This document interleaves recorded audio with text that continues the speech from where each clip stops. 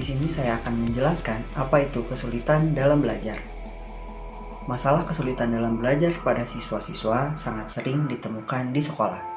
Isu tentang kesulitan dalam belajar ini menjadi perhatian serius oleh pemerhati dan praktisi di seluruh dunia, termasuk juga di Indonesia. Pada dasarnya, kesulitan dalam belajar merupakan salah satu masalah yang sering ditemukan pada siswa. Masalah ini bisa muncul di sekolah maupun di luar sekolah. Siswa yang mengalami kesulitan dalam belajar biasanya akan mengalami hambatan-hambatan dalam proses belajarnya, seperti mudahnya hilang konsentrasi, gangguan daya ingat, membaca, menulis, berhitung, dan lain-lain. Berkaitan dengan kesulitan dalam belajar pada siswa, ada beberapa kesulitan atau ketidakmampuan dalam belajar, seperti kesulitan belajar atau ketidakmampuan belajar atau disleksia, ketidakmampuan menulis atau disgrafia, dan gangguan belajar matematika atau diskalkulia. Untuk dapat mendiagnosa seorang anak mempunyai kesulitan dalam belajar, diperlukan keahlian khusus bagi para pendidik. Identifikasi awal kesulitan belajar biasanya dilakukan oleh guru kelas. Selanjutnya, guru harus meminta bantuan guru atau tim yang ahli dalam mendiagnosa kesulitan atau gangguan belajar siswa agar sesegera mungkin kesulitan siswa dapat diatasi.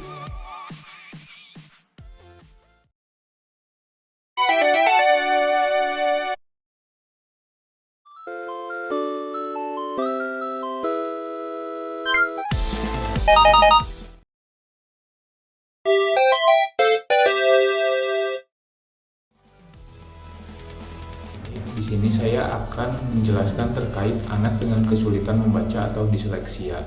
Nah, anak yang memiliki keterlambatan kemampuan membaca mengalami kesulitan dalam mengartikan atau mengenali struktur kata-kata, misalnya huruf atau suara yang seharusnya tidak diucapkan atau disisipkan, penggantian atau kebalikannya, atau memahami fakta-fakta dasar seperti gagasan utama, urutan peristiwa, ataupun topik sebuah bacaan.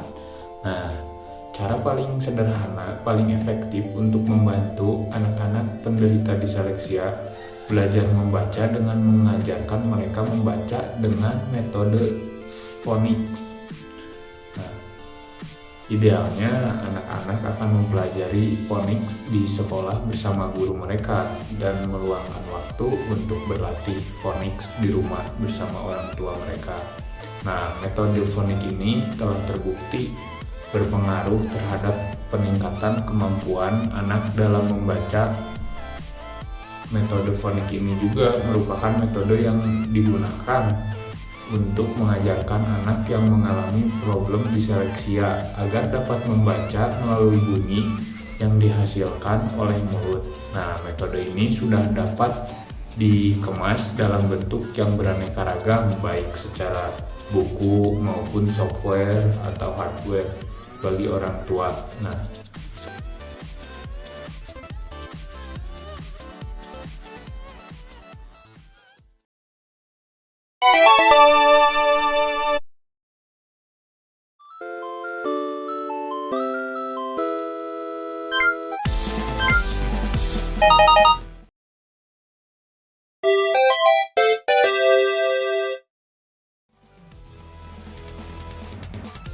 Baik, di sini saya akan menjelaskan mengenai anak dengan kesulitan belajar menulis atau disgrafia.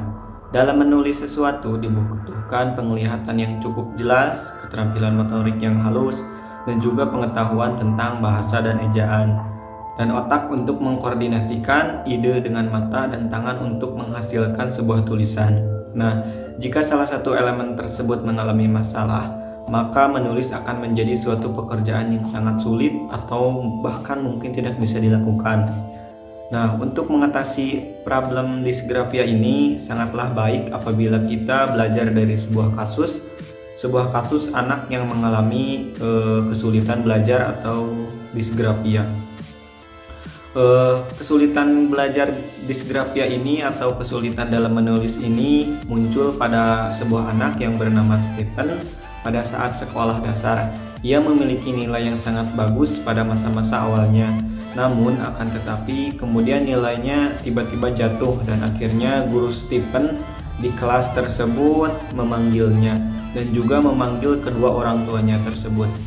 Guru tersebut meminta orang tua Stephen untuk mengajari Stephen mengetik pada sebuah mesin ketik yang dapat dibawa kemana-mana atau sebuah mesin ketik portable. Hasilnya dan juga prestasi Stephen meningkat secara tajam. Jadi sebagian ahli merasa bahwa pendekatan yang terbaik untuk disgrafia ini adalah dengan mengambil jalan pintas atas problem tersebut, yaitu dengan menggunakan teknologi.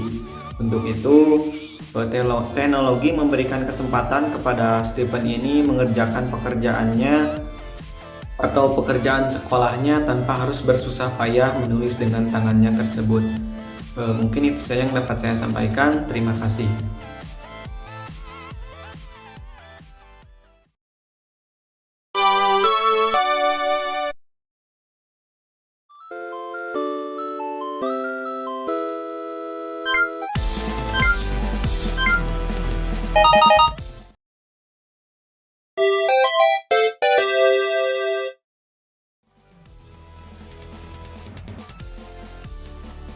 Anak dengan kesulitan belajar matematika atau yang bisa disebut diskalkulia.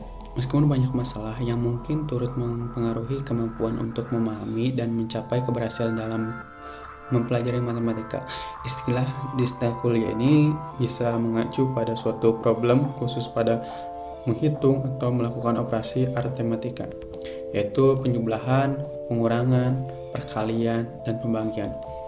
Anak yang mengalami problem diskalkulia ini merupakan anak yang memiliki masalah pada kemampuan menghitung.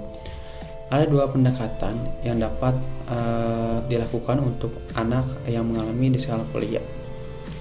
Pendekatan yang pertama yaitu penanganan matematika yang instruktif.